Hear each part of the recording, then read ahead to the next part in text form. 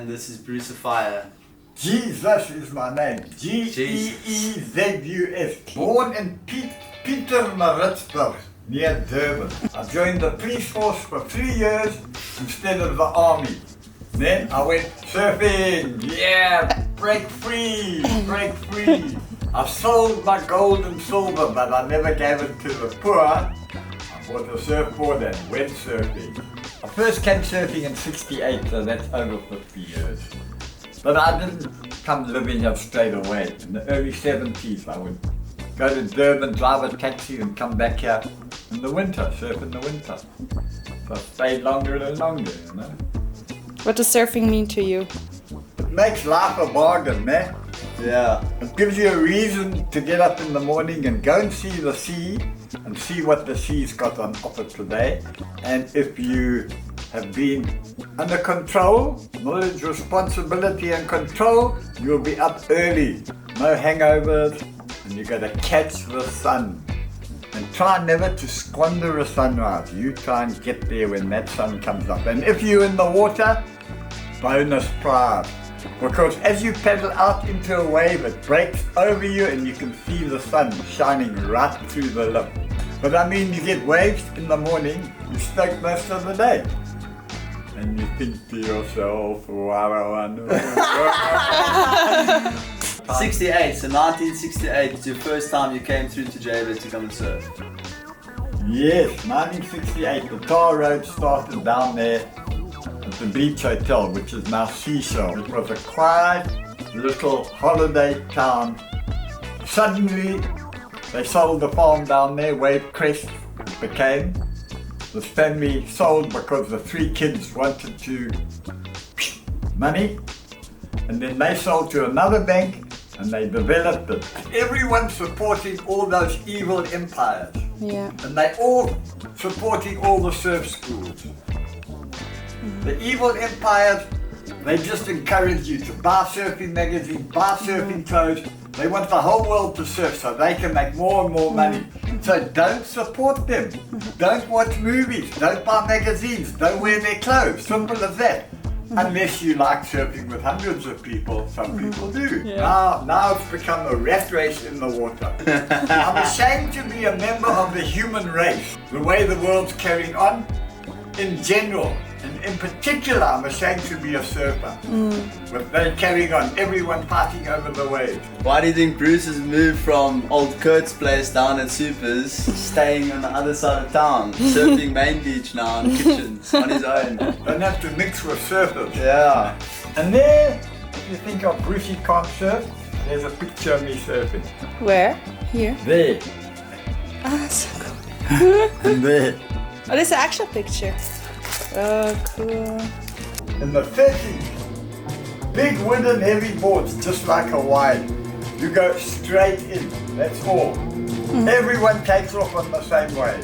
Boom, boom, boom, straight in. And it's fun and everyone's laughing and jumping onto the other person's board. Bushman was a famous shaper from Hawaii. And when he left here, he gave me his surfboard. Nice. No, not nice. They're flipping fantastic. Cup of tea is nice. The little old lady down the road is nice. Here we What go. does it say? It says, whales are innocent, take There we note. go. That's Brucifier's famous quote. It's the masterpiece. Don't panic, it's organic. This one? Yeah. A plastic surfer, plastic board, all pollution thing. That's the least. That's the most eco-friendly is the wooden board, so that would be my favorite. They bury me with that one. But I love a lot of my boards. A lot. This one's from Hawaii. Roger Hahn, a legendary shaper. Wonderful. Kelly Slater gave me that board. You might be impressed with that. Yeah. This board I surfed over all the years. Australian board, Mitchell Farrelly was world champion. That's the only board I had for years. And that was my favorite. And the Bushman I love. And then the longboards. Longboards when the waves were smaller. I love them all. I never get bored with all my boards. All my children. My name's Benjamin Joshua van den Heever. and I'm born and raised in Jeffreys Bay. I'm the local tour guide around here, offering a whole bunch of activities and giving back to Jeffreys Bay and surrounding areas. We should do a little thing about where the name Naturally Stoked comes from. We were chatting about that just now. Well, you tell us. Naturally Stoked comes from, Bruce, the word naturally. I mean, he uses it all the time, and when we go out surfing, when we go out kayaking or doing any sort of outdoor activities in nature, we get naturally stoked, so that's where the name comes from. Yeah. Soul surfing is when you grab your board and your wetsuit and you just go down to the beach with what you got and have a good time and be in the ocean. That's what it's about. Do you think recently surfing has a bit lost this true essence that surfing is really about? Yeah, definitely. People are like, this is generalizing though, but most people are just grabbing their traditional shortboard that they see in surf mags, see on surf movies, and this is the only thing they want to surf. They want to be like the pros, they want to do these big turns, they want to go on surf trips, and that's not what surfing's about, you know what I mean? Like, I can speak for myself. I find it fun to open my mind to surfing, to riding different boards depending on the conditions, and just about having a good time, you know. It's not about being this jock surfer and having the image of being a surfer. It's not about that. And it's cool to be different from that, you know, like an alternative surfer, you know. Yeah. Like a retro surfer or whatever sort of a gender name you want to put to it. Go out there, have fun, get naturally stoked on the ocean, share waves, don't be a puss, be lacquer. I'm Stephen Bibb, and I was born in Cape Town, and I moved to J Bay in 1988. So I paint marine art like whales and dolphins and waves, and actually everything like surf or ocean related. I've tried to do other. I can paint like animals and that kind of thing, but it doesn't feel quite the same. Does surfing also inspire your art? Absolutely no. No, surfing is art. Well, my surfing's not so artistic. Ben's is very artistic, but mine is sort of like I'm like a sort of a bricklayer type of surfer. So I really love it, and it does, like, it inspires me a lot. I mean, and I can feel the bliss of surfing. It's like a spiritual, emotional, physical, mental. It's everything. It's like a whole bunch of senses, and it translates into my paintings. These waves, I can feel it. I can feel myself being inside the wave. Really, I can't do anything else actually. So art is my thing. It's my passion, and I'm very, very grateful that I have found my passion. That is my calling. It looks like it's like printed in a way. Yeah, it's a little bit AI-ish for me actually. It is. Yeah. But I think that in the future now I want to maybe paint with a better style. Just my own style. I'm trying to develop it. It's so frustrating. It's a journey. It's an absolute journey, and funny enough, I'm sort of recently, for the last couple of weeks, I've been going through like a slump with my surfboards, and I'm sort of, I can't find the right surfboard. Yeah. And it's just like an analogy to my life. I feel like I have the potential, much more potential, to surf better or surf more fun.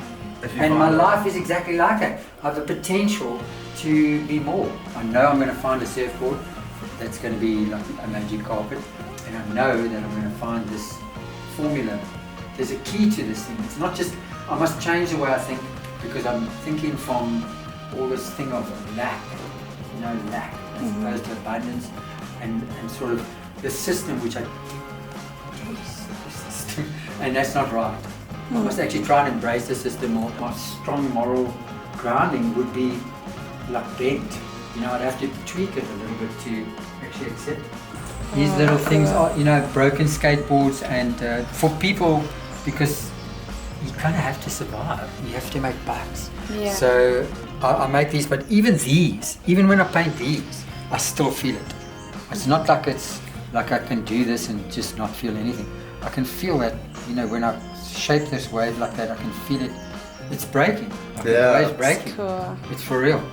It's for real. It's not flat. It's not. It's like part of me. It's very, very challenging for me to relate to money and the system at all. And you know, the whole surfing thing, I don't really care about those other guys. I don't like watch professional surfing or like, you know, those contests at all. It just doesn't inspire me at all. I did work for Billabong for like quite a few years, so I was sort of involved in that whole corporation explosion, and I did do art for them, but I looked at it as creating art, not as exploiting the whole surfing. I just looked at it a different way. So you can actually sleep at night if you think things differently. I battle with the concept of money too, and I really do feel that art is not respected as much as it could be, or maybe as much as it used to be, or I'm not really sure. I do believe there are other dimensions and other realms. I do believe it's a magnificent, beyond place, and in one day. That's what gives me hope. I mean, that's what keeps me going. I don't feel comfortable here. I don't feel. I feel like a stranger, sort of in a strange land, like a lot of artists do. But I think sometimes we do get into that state where, especially if we go like on a walk in nature where there's no people around, it's just you in nature. Absolutely. And then you see the beauty in all the animals and trees and the waves and the dolphins and all those animals, and so I think we do get a gap into that, a glimpse of it, into that, you know. Exactly. And those are the small moments that we can really appreciate, you know. Sure. And I think getting yourself more into nature is a way of being more grounded, being more of that same conscious light self that we talk about in the other realms. So if there's one thing you would tell people, in short, what would it be? Love more. Love more. Yeah. Okay. Love a lot more. Yeah. Because that is the answer. There is no other answer. This is a nap. It's not just one. I mean, it's like 2 years ago or something. 3 years ago maybe. Yeah. I remember coming in from the surf and you're just sitting on the beach and you're just like, your head between your knees. Yeah. You're just like, fuck. Well, it's not my board, you know what I mean? Like, if it's my board, I'm like, whatever. Well, I mean, Clint and I grew up, and we didn't have a lot of money as kids. So, like most people growing up in 𝐒𝐴𝐵, you're just fucking broke. So you have to make your own shit, you know? And remember seeing like the Flash kids show up at surf contests at the beach, and they had like the new cool whatever stuff. And we just didn't have that available to us. So what I did have available to me was Bruce Gold, who lived in my backyard. And he had a bunch of interesting boards lying around. That's cool. And I was fortunate that my dad was good friends with Mickey Dora, so he spent a lot of time at my house growing up, and we were just exposed to different stuff. So we weren't really ever interested in that shit. Yeah. We weren't interested in competing with what everyone else was trying to do, and rather just enjoyed doing like our own thing. We were kind of forced into it too, because we didn't have the means to keep up with the Joneses. Yeah. So we had to find a way to make our own thing, to enjoy it. Yeah. And so we've been doing that. I mean, Clint does that full time. He shapes full time and makes stuff. And I bought boards for myself and whoever, and we just make everything. We still do it. We just make shit, make stuff. Well, I think even though you're older than me, I also had the same like sort of upbringing in a lot of ways. Because like the way I started surfing was Craig Bean. Yeah. My mom was dating him at the time, Yeah. you know. And I was skating, like going to the skate park all the time and all of this. And he was like, dude, you got to start surfing. Like, I live in 𝐒𝐵. So you get like all my boards that I've had are like hand-me-downs from this person. Like doesn't want to surf this board anymore.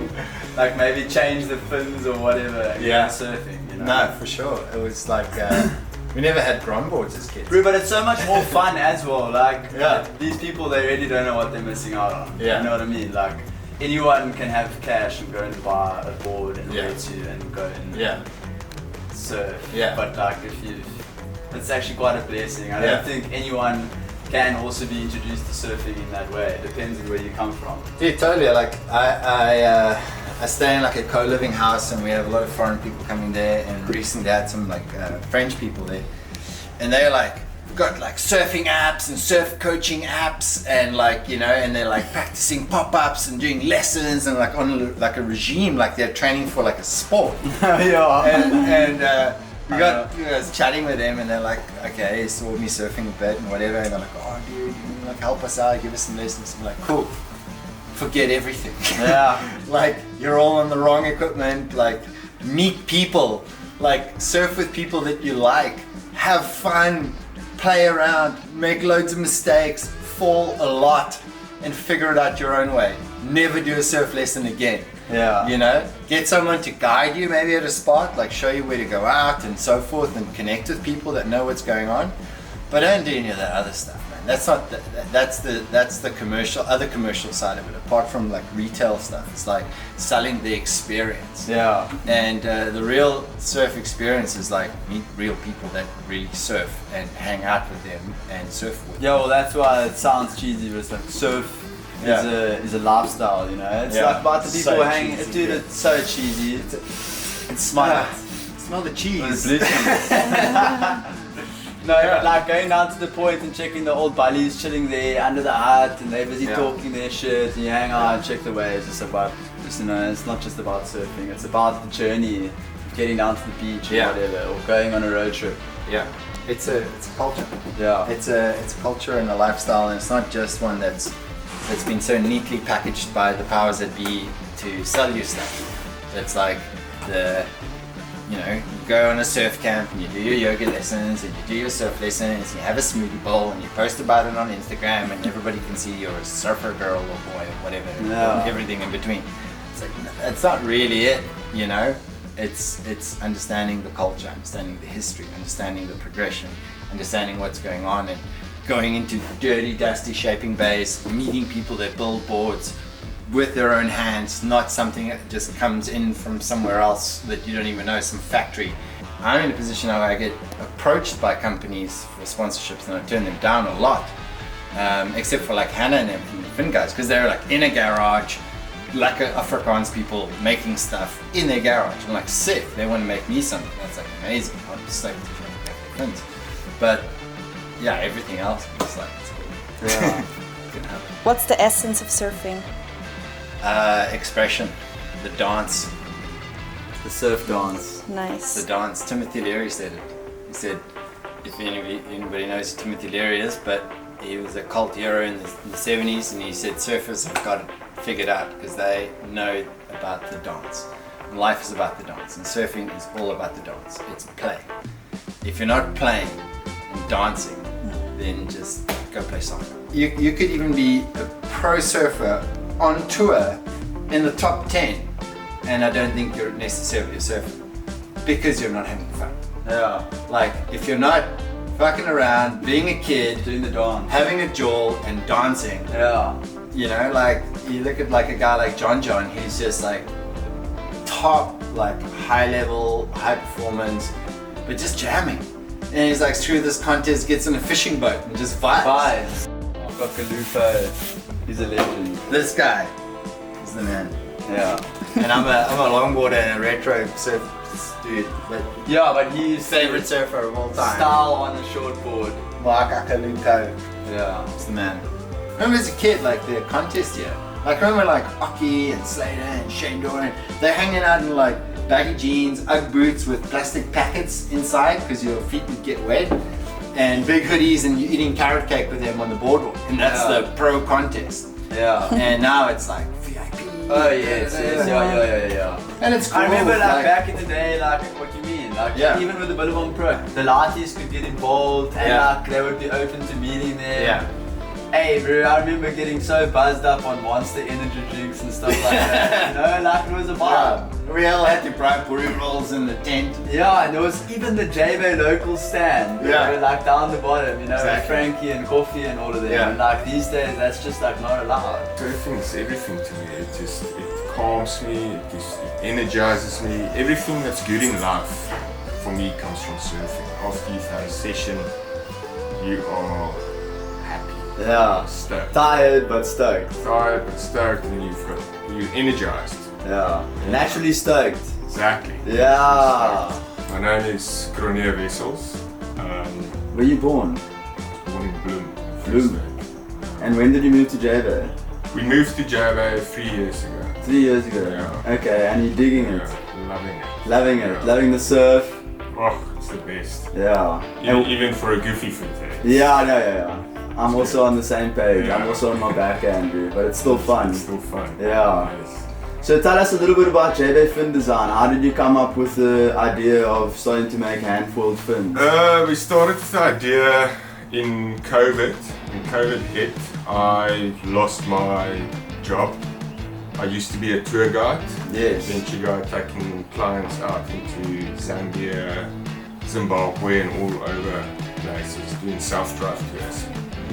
And then, the borders closed, and I was sitting here at home and I furthered my field guiding studies, more hours on that, and then decided I can't do it. I've been sitting in front of this computer and learning, and I was doing Hannah's heading, and then she decided to go to Tace and asking me if I could do like handwork, helping do ding repairs or whatever. Yeah. So then she came back, she said, like Tace says she must come and see him. And I jumped in the car and I worked for Tace. And then one day he asked me if I can foil a fin. He had this piece of fiberglass in his hand. He's like, can you please make me a fin out of this? So I spent the whole day playing around doing the fin. And then when I gave it to Tace, he's like, geez, really? You should look into making fins. Yeah. Why don't you start making fins? Because you've got the natural talent for it. And then I came home and then I said to Hannah, let's start something here. Yeah. Let's start making fins. Yeah. Yeah, and whilst we were working on fins and building our little company from nothing, me and Hannah were sitting down and we thought we need a little motto for our 𝐿𝐵 Fin Design name. So we came up with the idea of not just a fin, it's a feeling. Yeah, there's a deeper meaning to not just a fin, it's a feeling. Yeah. We started out as it just being, oh, surfing feels good, right? The surfer's feeling. And then as the years went on, we learned through our customers what it really meant, because they came in with their own stories about their life and circumstances that they've been through, and what their surfboard and then their surf fins mean to them, the shape of the fin, the design on the fin, and so that's where I think our customers taught us really what the meaning is of not just a fin, it's a feeling.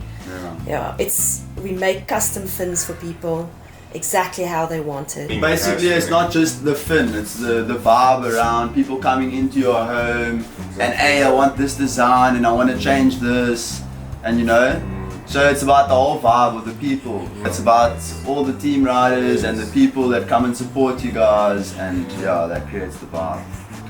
Other small businesses like Naturally Stoked, we love working with, collaborating with other people also. Where do you see 𝐿𝐵 Fin Design in the next 5 years? Next 5 years. Watch out, Kelly Slater.